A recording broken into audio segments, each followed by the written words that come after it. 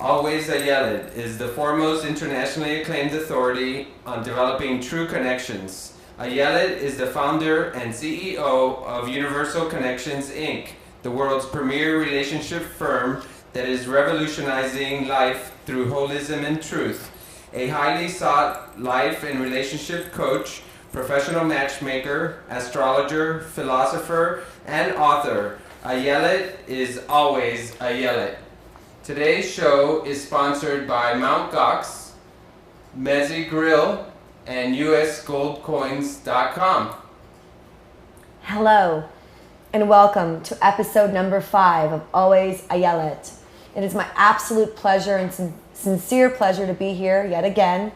And I want to thank you so much for joining me and sharing with me my message of love and freedom and truth, and also spreading the word to the best of your abilities like you have been. You can join me, like my page on Facebook, Always Ayelet, and you can also find me on my website, which is alwaysayelet.com.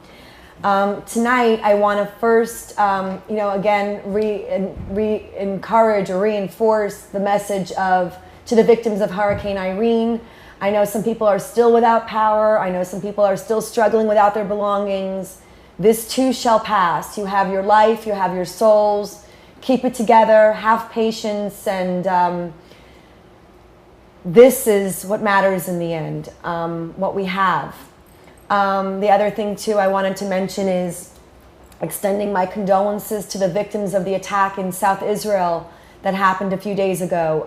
It's a travesty, it's a tragedy, it's heartbreaking, it's sad, it needs to end, the endless attacks, and we can only pray and be strong and choose love and make the hard decisions that are love-based in order to change the way things are, and to protect ourselves and to preserve our life and our sanctity of who we are as individuals, as human beings, as Americans, and as human beings on this planet. And I also wanted to bring to light the very important time of year that is upon us. The summer is almost over, and lo and behold, it is the 10th anniversary of 9/11 upon us. And it wouldn't be a more suitable time to remind everyone to keep vigilant, keep aware, be educated, be informed, make decisions that are love-based, not fear-based. There is a perpetual battle between love and fear, and they are the two prevailing deciding factors that affect all of our human decisions. If you dice it up and slice it up, what you'll end up with is either love or fear. And don't challenge me, trust me. I've analyzed this up and down. Anything you want to decide about, you can make a choice out of love or make a choice out of fear. If you're making fear-based choices, it's not love. It will not lead to anywhere but eventual pain, destruction, and loss. But if we make love-based choices continuously, consistently, always, then the road we travel may be a little more challenged, a little more bumpy, a little more difficult. However, we will ultimately achieve our goal. And I say this with all my heart and all sincerity, and from a place of experience. I've made love-based choices for the majority of my life in the past 10 to 15 years. And as difficult as those choices may have been and are still for me to maintain, no one can take my sense of self from me, no matter what I may gain or lose. In my sense of self, in my choosing love, that is the ultimate strength, the ultimate power, if you will. And it doesn't entail imposing power on others, oppressing others, or a emotional need or desire to control or possess anyone or anything. If we detach ourselves from this potential that we have as human beings, we will be inevitably free to love and to choose love continuously. So let's educate ourselves, let's get informed, let's inform our friends, our families, our neighbors, our communities, our society, and together we will prevail the war against fear and hate and all things that are threatening our humanity, our life as we know it. Today, I have joining me a very special guest. He's a remarkable intellectual and talent that I immediately connected with when I met him or heard of him or learned of him. And how is an interesting story as well. It's all interconnected, my friends. His name is Riccardo Costa. He is a playwright, he is a writer, and he is a brilliant up-and-coming talent. Not up-and-coming, he's coming, he's arriving, he's arriving. My dear friend Tim Moss, you might remember him, he joined me in my first episode, who's also a very brilliant and talented artist and actor. He recently announced that he was featured as, I believe, one of the star characters in a play off Broadway called The Choice. Of course, it was compelling upon me to see my friend Tim in his play. And when he told me a little bit about it, I was intrigued, but didn't know what to expect. You know, you never know what to expect when you're going to off-Broadway theater. And so I went, and the night before I, wished him my congrats online, on Facebook, and the people who were writing in were saying, wow, what a great cast, what a great play. And I was more enthused about going the following night. And to my to my great amazement, not shock, but amazement and enjoyment, I was deeply moved and touched by the subject, the content, the play, the acting, the cast. It was all just phenomenal. And I was introduced after the play to the playwright Riccardo Costa. We found, I think, an instant simpatico. And so he's joining me today. And I'm hoping, I know it's short notice and it's not a very big theater, but I'm hoping you can still get tickets to his last appearance. They extended the show for one extra week because they were just really doing so well. And the last show is airing September 3rd. That's this weekend. It's Saturday at 9 p.m. at the, what is it called? The Theater for the New City. The Theater for the New City in New York City. So let me first allow me to introduce this brilliant talent, Riccardo Costa. He joins us here. Riccardo was born in Bologna, Italy. He holds a master's in media studies and a certificate in media management and leadership. He graduated with a BFA in film and television production from New York University's Tisch School of the Arts. He got a job actually a while ago with Spike Lee, and then was invited yet again to assist him in a concert the following year. This relationship spurred on to him completing his award-winning third short film called Change the World, another message that I'm working to do one member at a time, one viewer at a time. And this film, Change the World, screened in more than 30 festivals worldwide, receiving very important recognition. He completed his fourth short film called Crossing, starring Joe Morton, Hazel Goodman, and Anthony Mackie, who is now starring also in two of Spike Lee's movies. And it played in more than 40 festivals and won awards in several international film festivals, and it has been broadcast in several TV channels, including CBS. He was a playwright in residence at Philip Seymour Hoffman's Labyrinth Theater Company in the summer of 2009. And his play, The Choice, won as Best Play at the Downtown Urban Theater Festival at the Theater of the New City in New York City, where it is now playing and is still playing for, I believe there's one more show. So without further delay, allow me to introduce my dear friend, Riccardo Costa. Thank you so much for having me, the writer of The Choice. And let me just add, The Choice, theexaminer.com wrote that The Choice is a candid look at human nature, judgment, and the will to live. He describes the play as addressing division based on religion or class or gender or politics, and makes a case for how much we are all the same, especially at a moment when the past ceases to matter, which by the way is every minute. Every minute we're alive, the past doesn't exist anymore. The only thing that does exist is us and our potential for tomorrow. And we stand exposed to the end of everything. And I question Riccardo and I say, is it the end of everything or is it the beginning of everything? And so here we are today to talk about his brilliant work, The Choice.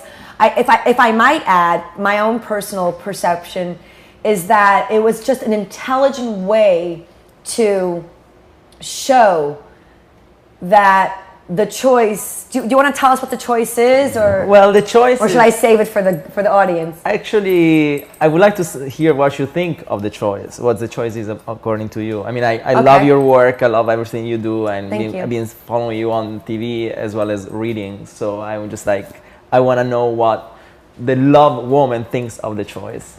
Well, what the choice did,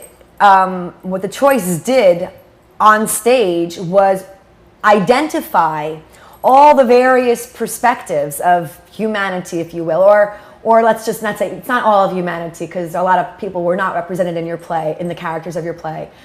I don't think it would ever be possible to represent all individuals, but there was a cast of, I believe, 7 or 8 individuals, very different individuals in and of themselves, with very differing opinions and ideologies, and there was should I tell the audience what the play was about? Sure, please. Okay, it was brilliantly done, I have to say.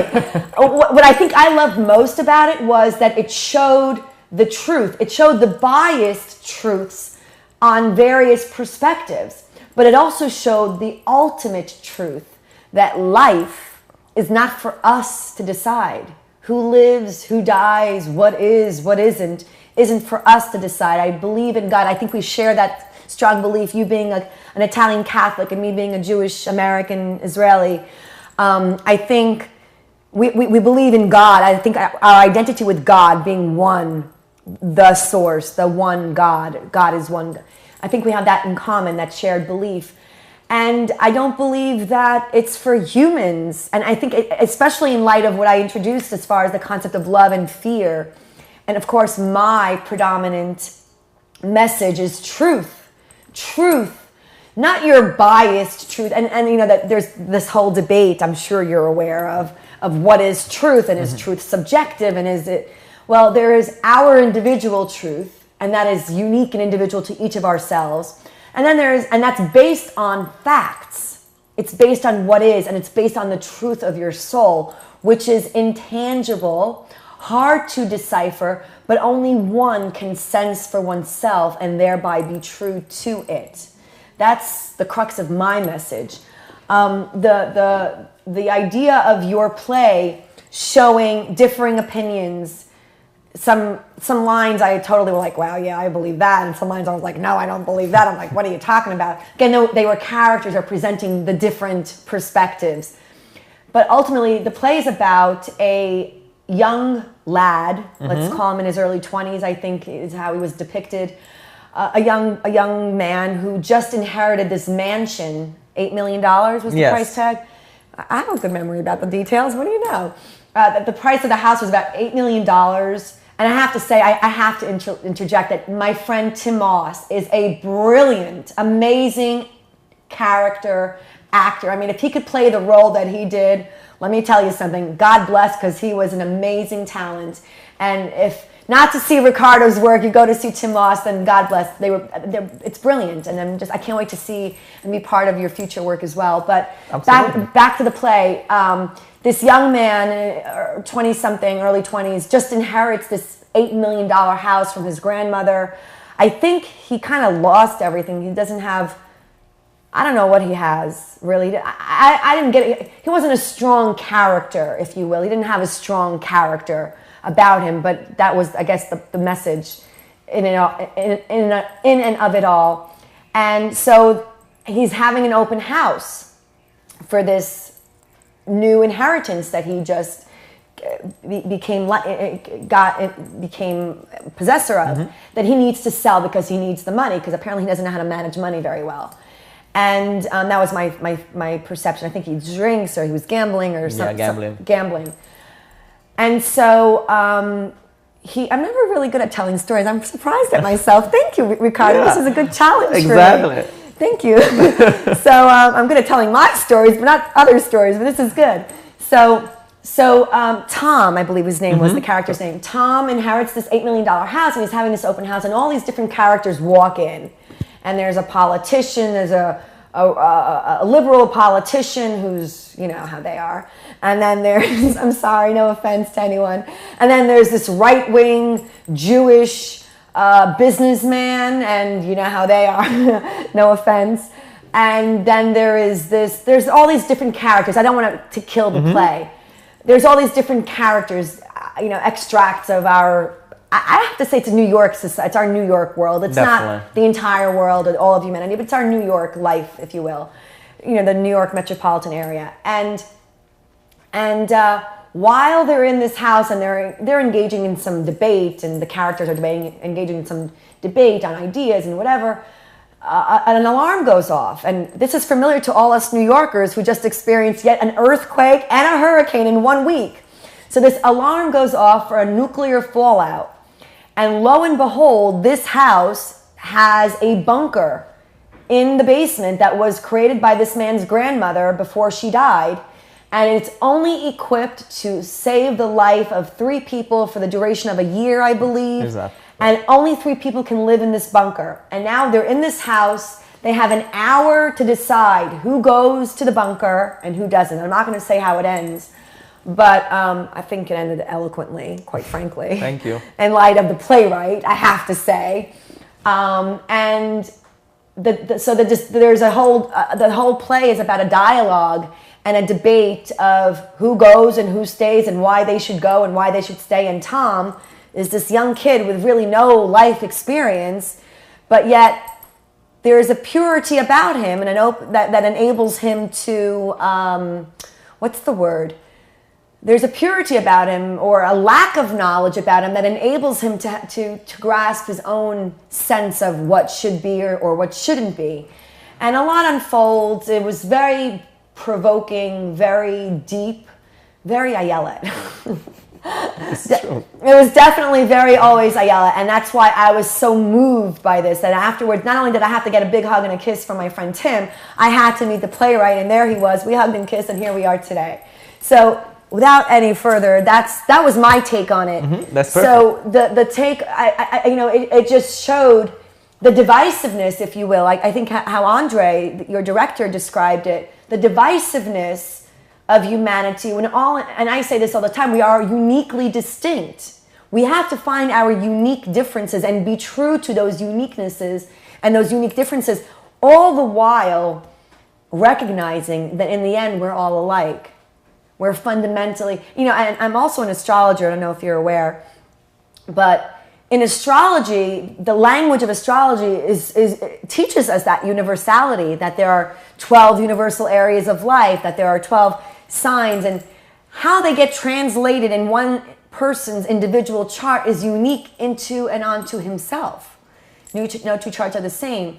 But again, this message is so deep and deeply etched within each individual being that if only we can own this truth and love and not fear our differences, but embrace our differences. But I ultimately have to say that anything fear-based, in my view, needs to be eradicated from our planet, because there's no way we are ever going to win. Humanity is never going to win. As long as fear pervades this earth, there will be oppression, there will be control, there will be war, there will be hate. As long as fear, and it's innate to humanity, but we are on the dawn of an awakening. We are on the dawn of a new era. And my last show, episode 4, with Dr. Samuel Jewett from Afghanistan, we talked about the whole idea on fear and love, and being in a war on terror and living in the aftermath of 9/11, and seeing your play and knowing the impending threat. I mean, those are scary symbols there. That's a scary symbol. That's a very scary symbol of nuclear. It's a threat, and it exists, and that's a truth. It's a reality. It does exist, and it's based on fear. It's based on the need to control or oppress others. And my darlings, from the microcosm of your individual selves and your individual relationships with yourselves and your fellow and your neighbors and your lovers and your family, to the macrocosm of national and global politics, it's the same truth that applies, and that is fear or love, and what are we going to choose? And we as humans, I believe God, who created us, chose love. He also, in his wisdom, created the idea of fear, and there's a reason for it, and it's for us to overcome that and be love as he is. Fear will only destroy. Love will always, always create and build. So tell me, my darling Riccardo, I love your name, by the way. Thank you. It reminds me of Ricky Riccardo. I'm an I Love Lucy fan. But tell me, so you're in the United States now for 15 years. Correct. Tell me your story. Tell me what inspired you to write the choice, to do the work that the other works that you've done. Tell me what makes you you. Who are you? And well, who am I? I mean, what inspired me to write The Choice was a study actually that I read a few years ago about Swedish psychiatrists, like putting people in a room and telling them there was the end of the world out of the door, and the first person who actually was going to be able to step out of the door was the one who was going to be saved, and nobody actually got up, and it was a long. So wait. So the study was by a psychiatrist that if there was a war and you had a chance to live, would you go out? If the only way to live was to go out to exit the room, but no one got out. No one got out. Interesting. Yeah, and it was a long. Is this a true study? Yeah. Do you know who did the study? No, because I read it like on Science Magazine like a few years ago. That's very interesting. But like, yeah, and it was so it kind of gave me the inspiration to say like, how can I apply that into like the actually real life? I mean, do you believe that to be a truth? Do you believe that to be a valid study? Do you believe that if given the choice, people wouldn't just trample each other to get to the door first? Well, that was the point. One of the point was like people wouldn't get up because they were trampling each other, and so nobody actually would make it out because they were going to kill each other before actually getting there. So that was so kind of like die or be dead. Exactly. So kind of instinct of survival. Yeah. So it's like where are you going? And so I kind of like took that material and I fictionalized the material, and I said, okay, like how I'm gonna make it like, as you actually mentioned before, very intelligently, like how I'm gonna make it like a New York story. And I came out with the characters, and I came out with people they see every day when I go in walk on the street, we see on the subway platform. You live in Manhattan? Yes, I live in Manhattan. I've been living here for 15 years. And New York. Yeah, don't you love it? Yes, I love New York. It is the greatest city in the world. It is. It's the best one, number one. Thank you, my And by the way, I love Italy too. Love Italy. My favorite country to visit is Italy, my darlings. It is the best. But go ahead. To visit. To visit. Oh, I want to have a summer home in Piceno, Sicily, but we'll talk about that some other time. Okay. I'll call you so you can help me negotiate the deal. Okay, well, I'm a good negotiator, so. Yeah, I know you are. And you speak the language. So yes, that helps. Yeah, it does. But go ahead, go back to the... So I came out with this idea, and I kind of like started writing the play, which is my first play, because I usually write screenplays or TV plays, so this was my first like attempt to write a play, and it was like, you always, when you write a play, it's very different than writing a screenplay, because you don't have editing, and you don't have like change of scene, you don't have change of time, so everything happens in real time. Right. And but I said, I'm gonna put myself in doing it. So I did it, and I submitted to a few like theater companies. I was able to get into the Labyrinth theater company, which was a great experience to develop the play. With Philip Seymour Hoffman. He's amazing. And Stephen Gurgis, who just now got like Tony nomination. Wow. So it was just like and working with actors every day, reading the material. It was just like very interesting. It helped me to develop. Then I did it last year for the Downtown Urban Theater Festival. One honorable mention as best play, and I was asked by the Theater for the New City to bring it back in the Dream Up Festival this year, and it was supposed to have only 5 nights, and now we have 7 so far. So that's I really hope amazing. They extend it further, because I announced that we have the last show on September 3rd, but I really hope, whoever's the powers that be, I really hope they extend it, because it is a must see. It will leave you thinking it will leave you feeling, and that is what art should do. All art should leave you feeling and thinking, and hopefully leading you to a path of truth and exploration. We need to take a break and thank our sponsors, Riccardo, for a few minutes. Sure. But when we get back, I want you to tell me more about your creative process and how you came to create the choice, and more about your life right after these announcements from our very important sponsors. First, I would like to thank MountGox.com. They are an online exchange services for Bitcoins. They now take euros, British pounds, Australian dollars, and Canadian dollars with continuing fees of 0.3% and two-factor authentication.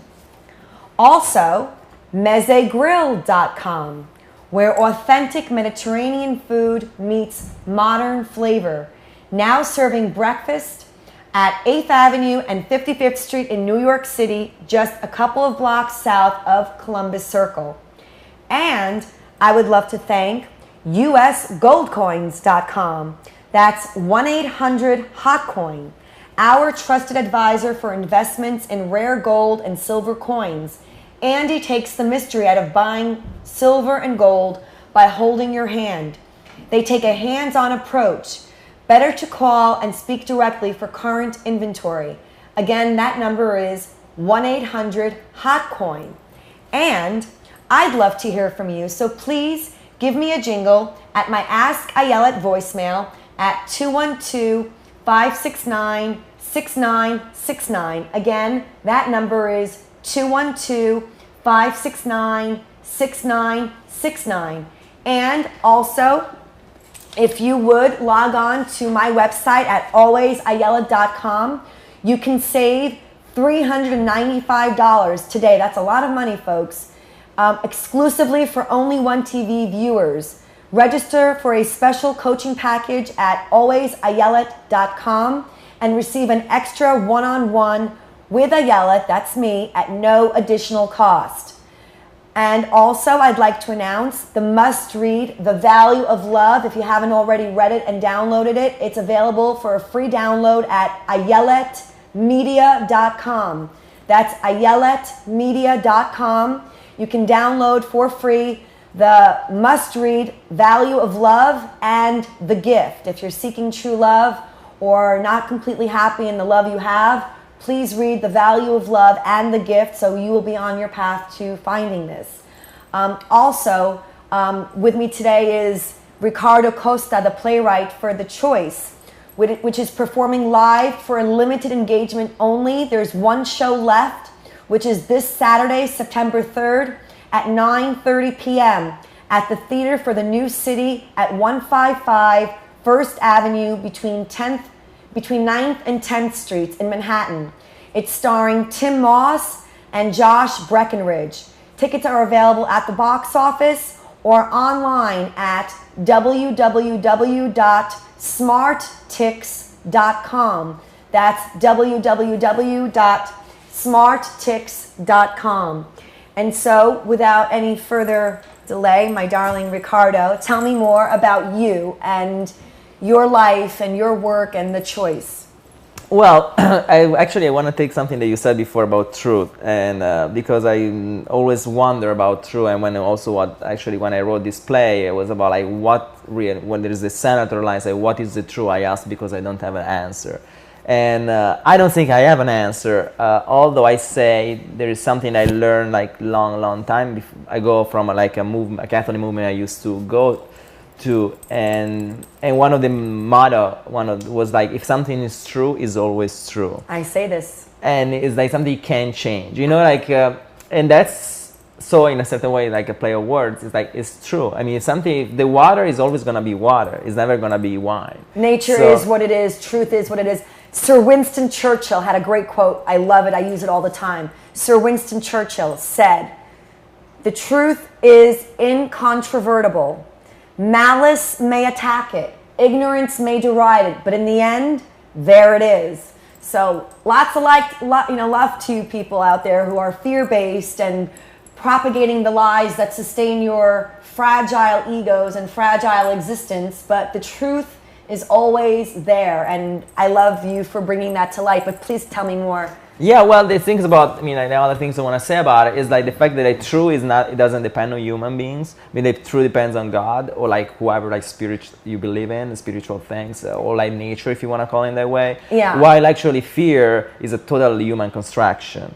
I mean, like, I'm sorry, say that again. Is a human construction, the fear. I mean, you create your own fear, or you kind of like I agree. Kind of like say, okay, there is an earthquake, I'm fearful, but you're fearful because you don't know what to do. Right. It's not, but it's something they create, something that comes with you. So if it comes with you, it ends with you. It's something that you can control. Absolutely. So it's not like if you're hungry that you need to food because otherwise you die or you die if you don't drink something. Right. You know? But like fear is just something you can totally live without, and it's something that you actually create growing up, because a kid is just one day born and 2 days born, doesn't even a concept of death. They don't have fear. Children are pure in spirit. They haven't yet been adversely tainted by life. Exactly. To be feared and to develop egos and until at 5 years old, they don't even have a concept of death. They realize the Right. concept of death after 5 years old. So you can tell you that in those 5 years, these kids believe they're gonna live forever, Right. because that's what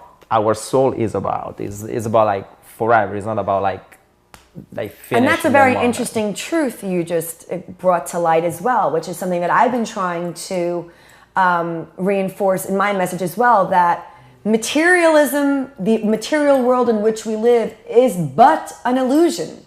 It's but an illusion. It's only an illusion. The only thing real, the only thing of any substance is our soul. And it is forever. You know, I remember being in love, my first love, when I was 18 years old, and I told my mother, you know, how we think our moms don't know anything when we're 18 years old. And my mom, and I was saying, no, me and whoever he was will last forever. My mother said, and she was, at the time, she was my age right now, and she said, nothing lasts forever, Ayelet, nothing lasts forever. And you know what? Maybe in the material world, she's absolutely right. Most things on this planet don't last forever, but love and our souls do last forever. And if we are true to ourselves, we are true to ourselves, we are true to if we love ourselves and true to that love, that self-love, everything else will fall into place, no matter what adversity come your way. And, you know, this is a survivor. This is, you know, they say I'm a consummate survivor. You know, I like to call it myself a champion life master, but because I know how to champion life and surviving. But this is a survivor story. This tells the story of survival. This tells the story of the human will to survive and to want to be alive. And the play, I think, did a really brilliant job on showing or questioning, what is life? What does anything mean? All those labels that we use to identify ourselves, what does it all mean if it isn't in relation to anything, if it isn't relative or in relation to anything else? In the end, the only thing that matters is you. And look at yourself in the mirror. What do you see? Do you see truth? Do you see love when you look in the mirror? Are you living a love-centered life, or are you living by being oppressed? Are you living in fear by either being oppressed, allowing oppression, and thereby oppressing others through the control manipulation game that people do, that people play in their one-on-one relationships and in our global and national political arena? But that's sort of where, I guess you could say, I think that's how we've kind of found ourselves on the same line, if you will. Absolutely. When it comes to, but yeah, we do believe in forever. We lose that belief because life hurts us, challenges us, causes us pain, and you can either pick yourself up and keep on trekking and get on the horse again and keep on riding, or you can just throw in the towel and call it a day. But so tell me more. Well, you know, there's something interesting about what you're saying, because it comes in my mind what people tend to say, which is like most of the people today live their day if it's like their last one. And I always challenge them and say, I actually live this day as is my first one. I like that. Because it's like, if it is my last one, there's nothing after. If it's my first one, there's plenty. I love that. So, and it's all about, and what you just showed us too is that approach. to how to change. The only thing we can change is our attitude and our approach on how to look at a situation. You know, the old cliche of the glass is half full or half empty. And I love that. Yeah, I always say this is the first day of the rest of my, I always say that too, it's the first day of the rest of my life. And I'm going to do whatever I can today because we don't know what tomorrow can bring. You know, interesting about the hurricane that we just experienced, I had to do show prep, you know, production work for the show. And the show airs live on Saturdays, but it was, and I wasn't even concerned about the storm, but I like to get things done on Wednesday or Thursday, not last minute. You know, I even told you be here 2 hours before the show because I want to make sure, because life happens. There's always going to be an obstacle. There's always going to be something that's going to take you away from your dreams, from your desire, from fulfilling the best of your human potential. They always will exist. Now you can throw in the towel and call it a day and say, okay, I give up. Or you could say, you know what, today's my day. Let me get it done. What can I do? Make your list, check it off, you know, like Santa Claus, and get it done and just do it. And it was the good thing that I did because I had my show done and emailed to the studio on Thursday. So that when Friday happened, I was good to go. And then in the end, we had to reschedule because I wasn't able to, the city was closed. It was impossible to get into Manhattan. And the studio was obviously closed.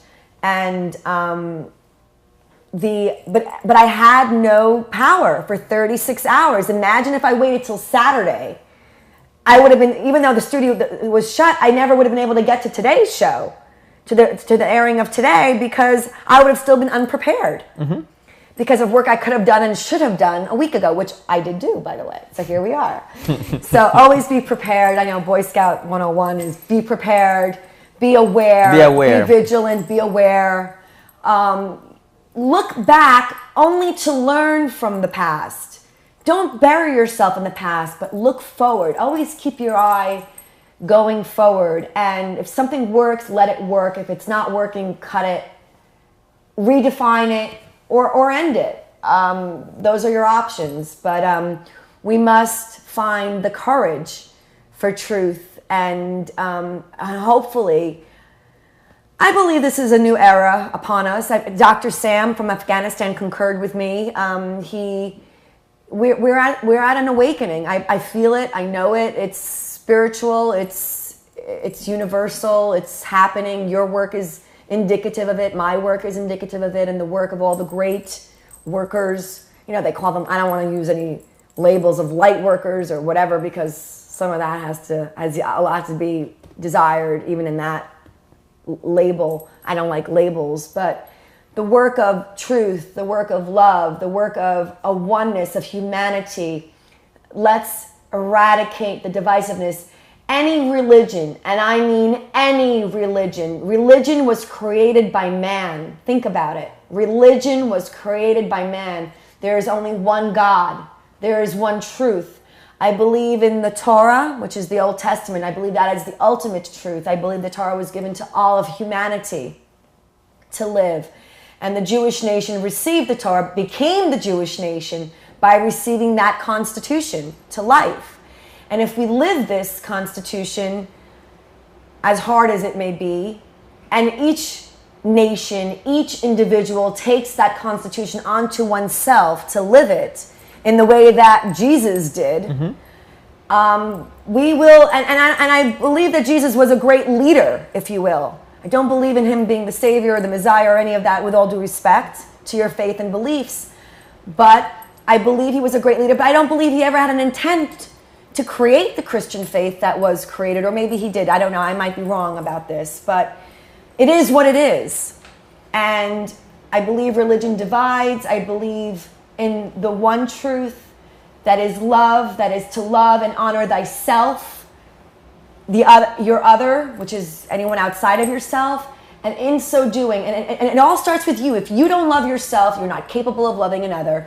If you don't love yourself, you do not love your Creator. Call him God, call him the source, call him whatever makes you happy, but the Creator, nature, the oneness of the ultimate reality of universal life and love created us to love and honor ourselves, and in so doing, we will thereby honor and love one another, valuing valuing life, humanity, individualism. And all of this is inherent in the Bible, in the Old Testament, in the Torah. You know, even the story of creation, you know, the divisiveness of the heavens and the waters, and all of this is indicative. It's all metaphorical indications, if you will, of what life is. And if you go back to the origins of our creativity, our creation, it's only natural to see divisiveness existing within us, conflict existing within us. But in the end, we got to the seventh day where we rest and we honor God and we honor our families and we honor ourselves and remembering God as our creator. And that is the message of love. And that's what we need to do. We need to work. We can't be sitting on the dole getting welfare checks for the rest of our lives and unemployment checks. What is that? What is that? Have you been? You're in Italy. I love Italy. I know socialism isn't the greatest concept, but it works in nations. It works for nations if you're your own sovereign nation. But go to I was in 98. I went to visit Bulgaria, Sofia, and it was 1998. It was only 9 or 10 years post-communism. And it was it was sad. It was horrible. People, when you're used to not working, when you're used to not creating, to not thinking for yourself, and what happens when now you have the ability to do that? You'll either perish or create. It also breeds, it's a breeding ground for corruption. Any oppression, when we are, think about, again, I gave the example in my last show with Dr. Sam, even parenting. When a parent restricts his child out of love, not the emotional need to control or possess or fear, but out of love, pure love, then the child will value the parent and be safe and perhaps be inspired to think and create and overcome that limitation. But if a child is being limited or restricted or denied because of a parent's fear or inhibitions or fears, it's all about fear, people. It's just about fear or love. And if it's out of fear, then that child is going to rebel, is going to become corrupt, and engage in activities that the parent and the child and parent relationship, the trust will be severed.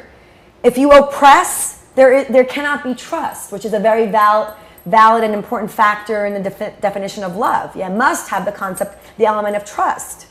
Now, a benevolent king, a benevolent God, a benevolent leader gives us the power to trust him, because we know in the end, with that faith, all is good. He gave us life, he will give us life, he will sustain us. But if we are oppressed by laws and dogma and doctrine that divides us, that tells us to kill others, then what happens to us, Riccardo? It's preposterous. What happens is corruption is born and rebellion is born. Not revolution, but rebellion. And the other extreme is born of that. And Lord have mercy on us, seriously, of what, and we're witnessing it on this planet every day, globally, nationally, and even locally. You know, people are out of jobs, crime rates are up, people are looting, people are stealing, people are, people don't have, they're frustrated, they're killing each other, they're drinking. It's very, very sad, and humanity has the power. I believe in the power within each and every individual to find the strength within and overcome the fears and question authority, question anything that is oppressing you, and then you have the power to change it and do something about it. And that's my message. But I feel like I'm talking too much, and I really want to hear more about what you have to say. No, well, the fact is, like, when what you're saying, I agree with you. I have to say that it always comes about the fact of like what you want to do with your life. It comes about like knowing your purpose, knowing your goal, and about the creativity part is always interesting. If you want to also want to bring back to like the religious element or the spiritual element, in fact, the verb to create is the first verb present in the Old Testament. It's the word. The first verb that's present in the Old Testament is creation. Okay. God created. Okay. That's the first verb. Elohim And bara, verb is bara, like about right. action. Right. So we are about action. We are about like creating. That's what mans do. That's what Right. being done from the beginning. Even when it comes to like giving birth. Right. You create a life. Absolutely. Or maybe you're like maybe can be like the instrument, the vehicle. The vehicle. Vehicle to like create the life, but that's what it is. It's about creation, and this is like inside ourselves. That's like part of our like human beings as well as our soul. So on that regard, it brings me to think about the fact that if we create, we cannot settle for less than what we want, or less than what we are, or what we deserve. Or what we deserve. And on that regard, it's like, so what we deserve, we deserve to live. We don't deserve to survive. Okay, like Absolutely. people they are in wars, nation they are in wars, like politically like unstable situation. They survive. They tend to survive, but they don't really live. And I think that should be our goal as human being of each one of us. Is like you deserve to live, to have the life that you want, and you can achieve that. It Absolutely. might be the worst situation ever, politically wise, family wise, but economically wise, but the change comes with you. Okay, and that's kind of the message I want to give also in my work, in my plays. Like you can make the choice. The choice is yours. It's nobody's choice but yours in order Right. to make that difference. Right. With you and with also the people who love you, the people that are around you. Right. And it's all about believing it. Believing it, believing it. You have to believe. You have to know yourself and believe in yourself to be. And man was not man. I don't mean to be effeminate by saying that, or is that the correct yeah.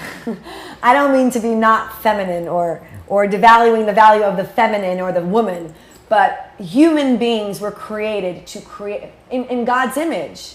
God created, He wants us to create, and when we're not loving ourselves, we are destroying ourselves. If we are living a fear-based life, we are self-destructing. One cigarette at a time, one bottle of booze at a time, one bad relationship at a time, one whatever, gambling, loss, whatever it is you're abusing, whatever vice is yours, you're destroying yourself. You're destroying your soul. And that is not why God put us here. God put us here to live, to find liberty, like Thomas Jefferson said, to have life, liberty, and the pursuit of happiness. And the pursuit of happiness is individual for each of us. What makes you happy doesn't necessarily make me happy. But ultimately, I believe that freedom, having, the basic human needs of love and relationship and family and community and service. Service is a very important element of life. If you're not providing service to the universe, then what are you doing exactly? Why are you here?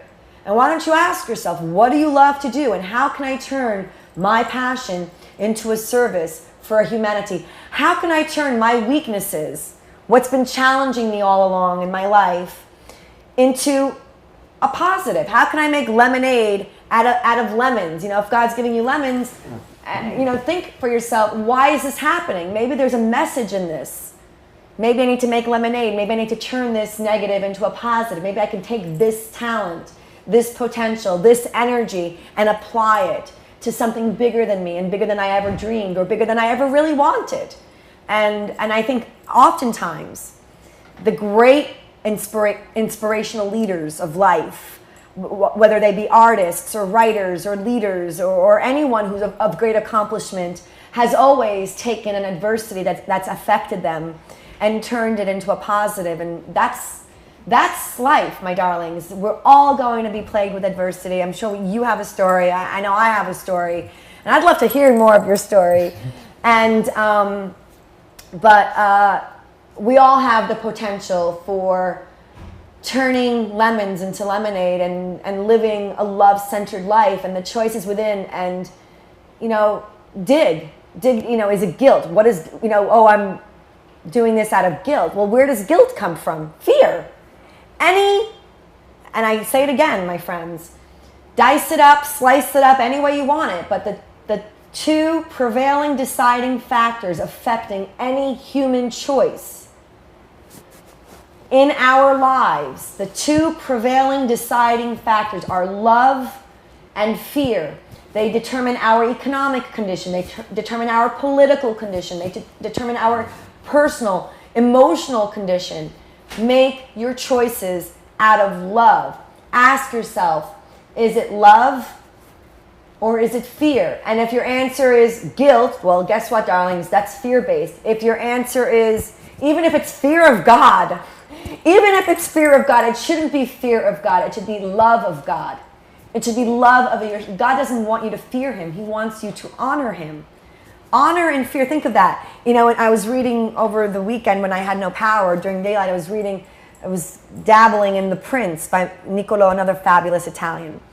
Niccolo Machiavelli wrote The Prince, and he was talking about how, you know, leaders, deciding between fear. Is it better to be a leader who is feared or a leader who is loved? And sometimes you need to instill. And maybe if you're going to be the next conqueror, the next Napoleon Bonaparte, but really, do we really need another conqueror in this world? Do we really need another Machiavelli? I mean, maybe there was an importance to his book. But really, folks, if you make your choices out of love, I know it's not very Machiavellian to lead in such a fashion. But in my view, it's what God intended to lead with love. Be a benevolent. We do need leaders. We do need someone at the helm making decisions to govern us.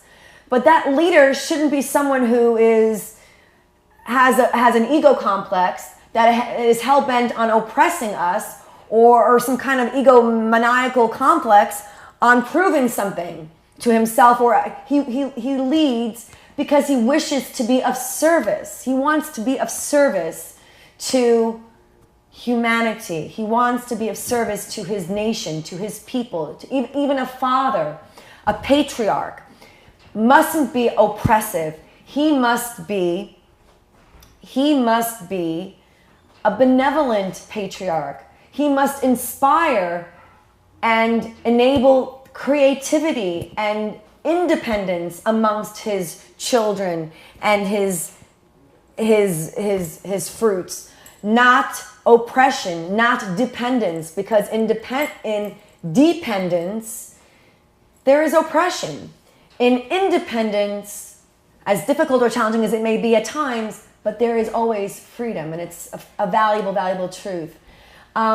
We're almost out of time, Riccardo, and it's been so fabulous chatting with you. Thank you. I wanted to share some of the photos that you brought with us of the play and the cast.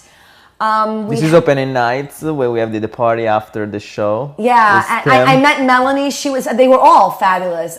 Tim, of course, is my darling, darling friend. I love you, Tim, if you're watching. I know you're watching. I love you, Tim.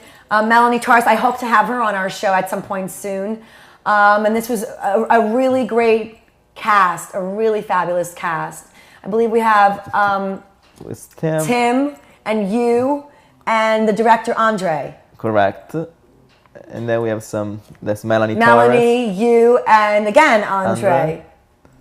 And we have, again, the entire cast. Wonderful, wonderful, wonderful. We have a picture from the show, actually. Right, this was the set, on the set. Correct. Beautiful. You must try to get down and see The Choice. It's playing at the Theater for the New City on September 3rd. The Theater for the New City on September 3rd, Saturday at 9:30. The tickets were inexpensive. They were only $15. Yeah, they're only $15. It's an inexpensive night out in today's economic times. Support the arts. Support my fabulous friend Riccardo and his wonderful and very talented cast. And I want to thank you, my dear audience, for joining me again and for giving me the chance to introduce a great talent, Riccardo. Thank you.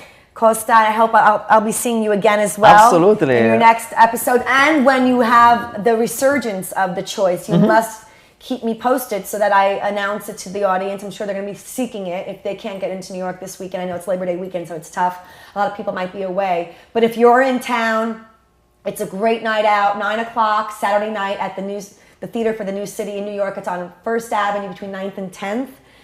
The message, my darlings, is a message of love. It starts with you as an individual. It starts with your individuality. It starts with your questioning anything that might attempt to oppress you in any way, shape, or form. Oscar's sleeping. Oscar, I know you haven't seen much of Oscar today, and I just woke him up, my little rascal. He's such a good boy. You want to say hello to the audience, Oscar? Oscar, say hi. And this, my darlings, is a brilliant example of what true love is. Yes, Oscar likes to get his belly rubbed. Anyway. He made his choice. Yeah, he made his choice. Mommy just woke him up, and now Mommy's getting all these beautiful kisses. But my dear beloved audience, please tune in. Please spread the word. I have a very important message here. I know you are watching, and I know you're listening, and it's going to be a process and a program, and we're going to do this every week, and you're going to get some great tips. And I promise that on Saturday, I'll get to answer some of your Ask Ayelet questions. In fact, I may just dedicate the entire show to Ask Ayelet questions, because I know you've been writing me, and forgive me for not responding sooner, but I will, I promise. And with all my heart and all my love, until next week, I am Always Ayelet, and this is my beloved Oscar. Yes, and he loves his mommy. And Riccardo, thank you again. Thank you so much for having me. For joining us tonight. Thank you. Thank you. Ciao. Ciao, everyone. Ciao.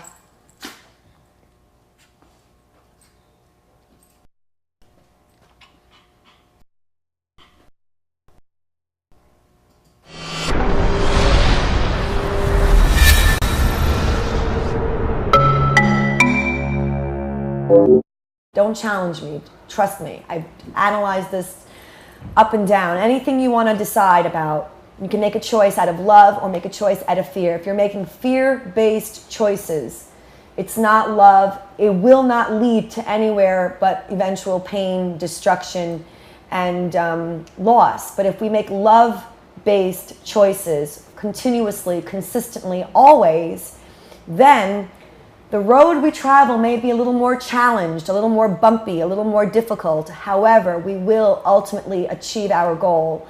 And I say this with all my heart and all sincerity, and from a place of experience. I've made love-based choices for the majority of my life in the past 10 to 15 years. And as difficult as those choices may have been and are still for me to maintain, no one can take my sense of self from me, no matter what I may gain or lose. In my sense of self, in my choosing love, that is the ultimate strength, the ultimate power, if you will. And also spreading the word to the best of your abilities, like you have been. You can join me, like my page on Facebook, Always Ayelet. And you can also find me on my website, which is alwaysayelet.com.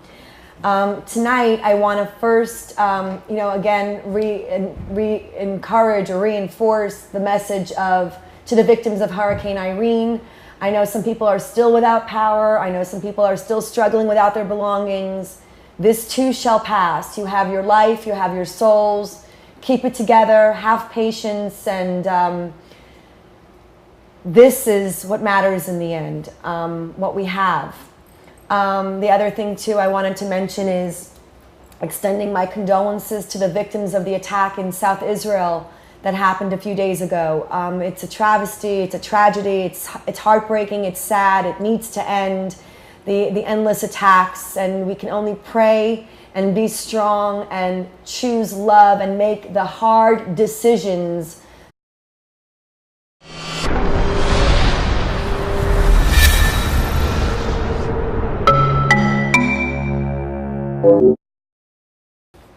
Always Ayelet is the foremost internationally acclaimed authority on developing true connections. Ayelet is the founder and CEO of Universal Connections, Inc., the world's premier relationship firm that is revolutionizing life through holism and truth.